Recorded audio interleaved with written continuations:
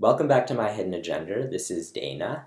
Now, in this video, I want to provide just some more personal information about my own background and experience with my gender variance, and just to put it in some more historical perspective about just this transgender experience more generally. Now, I first discovered that I had a desire to be female when I was in college. I was about 19 years old. And, for whatever reason, it just never came up when I was younger. Never crossed my mind. But, once I did stumble on these emotions, it kind of turned into an obsession over a few years that made me really uncomfortable with myself and, reached a sort of fever pitch around the time I was 21. Now, what I want to explain is that this happened to me during the years 1999 to 2001. And, while that really wasn't all that long ago, in terms of how our culture looks at gender, that was actually a dramatically different time and place. Now, back then, there were not any transgender spokespeople. Like Caitlyn Jenner, Laverne Cox, they were nowhere to be found. If you wanted to see gender variant people in the movies, you could see Boys Don't Cry, and maybe you could stretch it to include like Y Tu Mamá También. But you'd be more likely to see The Crying Game or Ace Ventura or Dude, Where's My Car? People would talk about transgender issues on television on the Jerry Springer Show, and that was pretty much about it. So, none of these are like positive or encouraging messages for someone who's questioning their gender identity. Also back then, the internet looked a lot different in those years, before 9/11.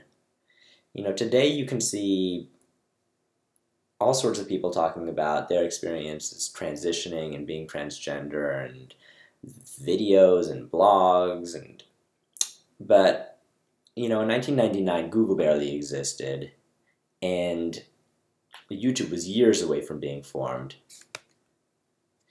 Sites like Reddit and Tumblr were not there.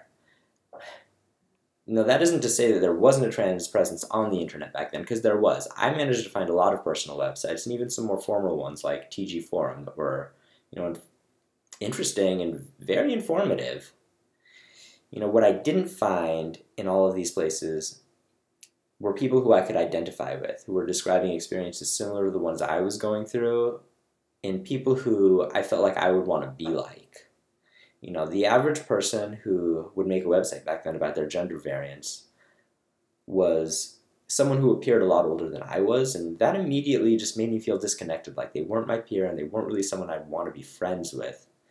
More often than not, they'd be talking about their cross-dressing hobby and their cross-dressing lifestyle, and I was so scared about this whole thing back then that cross-dressing was something I wanted nothing to do with.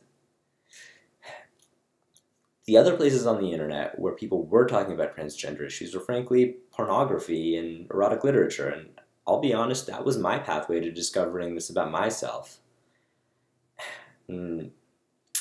Most people would probably be very surprised to know just in how much detail all of these fantasies get documented and elaborated on the internet.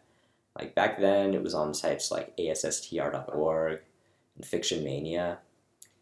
And just the sheer volume of what's out there, even today, it leads me to think that there are probably a lot of men who have this fantasy and who just don't share those thoughts with anybody, which is essentially what I was doing back then. Now, I was attending a liberal arts university during those years, and it had a vibrant theater and music department. It definitely had an LGBT community. And I knew plenty of gay students who participated in that, but I was never attracted to other men. I never considered myself gay.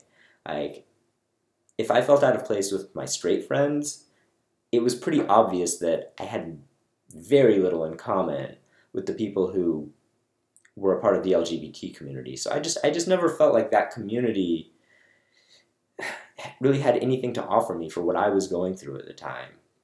Now, for all of those reasons, and for a lot of other ones, I came to a personal conclusion around the time I turned 21, that these thoughts and these desires about my gender were